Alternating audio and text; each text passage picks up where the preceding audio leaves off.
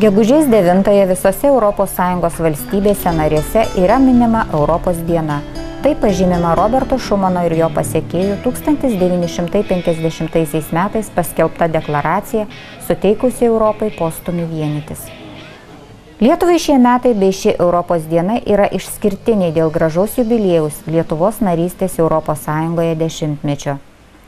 Gegužės 25 dieną draugė su kitomis 27 ES šalimis rinksime ir naują 5 metų kadencijos Europos parlamentą, kuris draugė su ES taryba formuos tolesnę ES politiką.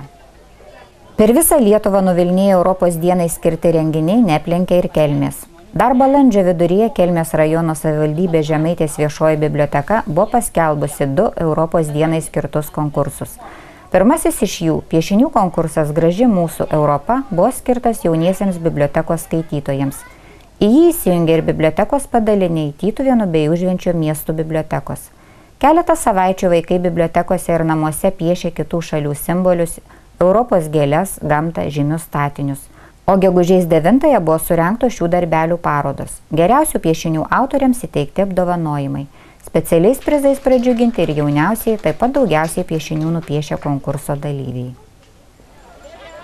Antrasis fotografijų konkursas Mano namai Europa buvo skirtas jaunimui bei suaugusiems. Galime pasidžiaugti, kad Kelmės mieste ir rajone atsirado nemažai žmonių, kurie į biblioteką siuntė savo darytas nuotraukas. Buvo išrinkta 12, kurios gegužės 9-ąją buvo eksponuojamos Kelmės Žemaitės viešosios bibliotekos languose.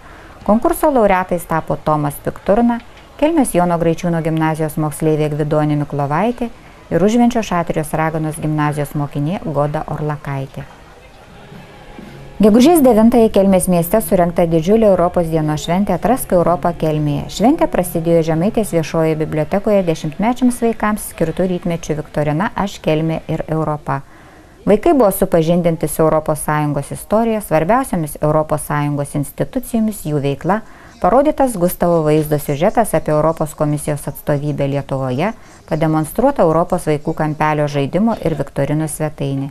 Didžiulio vaikų aktyvumo sulaukė klausimų apie ES viktorina bei pokalbis apie ES šalių, knygų vaikams autorius ir jų kūrinius. Vėliau kiekvienam renginio dalyviui buvo išdalinti balionai, kuriuos prisipūtę vaikai rašė savo sugalvotus palinkėjimus būsimam Europos parlamentui. Vidurdienį šventė persikėlė į greta Žemaitės viešosios bibliotekos ir kultūros centro esančią Atgimimo aikštę, kur vyko Kelmės rajono mokyklų moksleivių ES šalių pristatymas ES aikštė Kelmėje. Į Kelmės rajono savivaldybės kvietimą atsiliepė net 14 rajono mokyklų. Kiekvienos mokyklos moksleiviai ir mokytojai pagal iš anksto pasirinkto ES šalį paruošė specialius kiemelius, kuriuose originaliai pristatinėjo šių šalių ypatumus, simboliką, šokius, kulinarinį paveldą.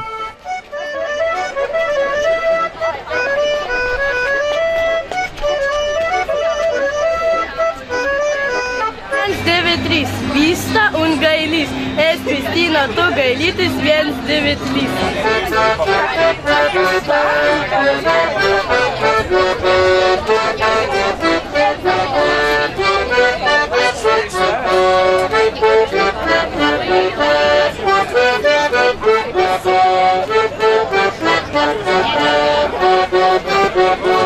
To jest polski kraj.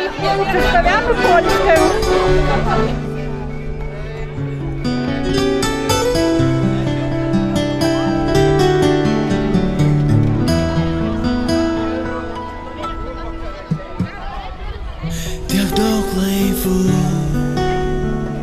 Surado vieną uostą, tiek daug laivų, ir mes vienam iš jų visų, tiek daug žmonių, tiek daug, bet man brangiausia, mama, tėvas, sesė ir tu. Europos vidury, tarp žvaigždžių gintarų, yra tokia šalis. Europos vidury, tarp rytų vakarų, ir tu ten gyveni. Europos vidury, vakarais tu girdi ošimą jūros ir nori būt. Calavera no llora.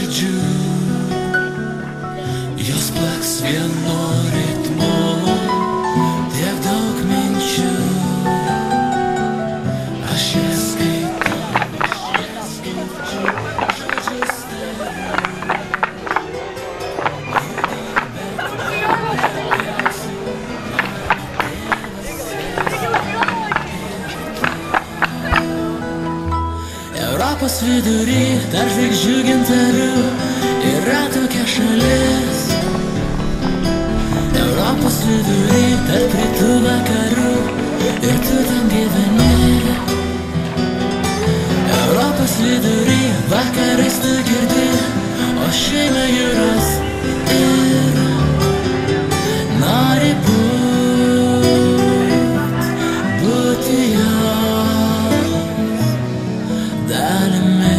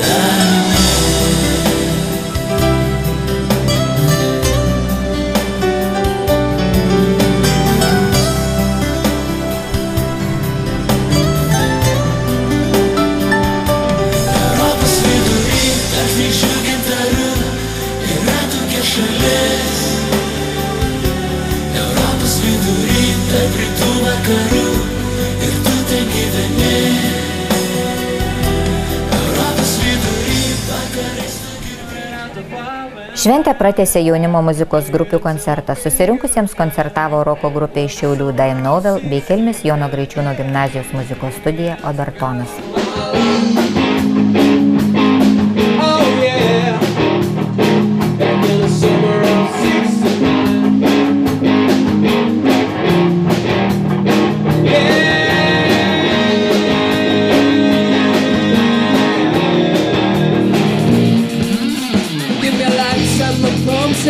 In a world of dreams, speak a language of love like you know what it means. And it can be wrong.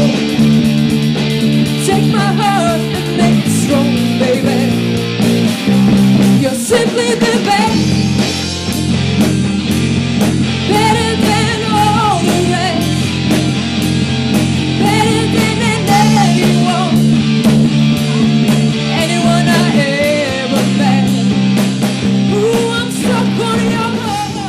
Europos dienos proga Žemaitės viešoji biblioteka drauge su senjorų bendruomenė Artemis surengė ekskursiją Atrask Europą Kelmės rajone. Ekskursijos metu aplankytas Pakivio dvaras ir ES fondų paramos dėka atnaujinti Užvenčio kraštotyros bei Povilo Višinskio memorialinis muziejus.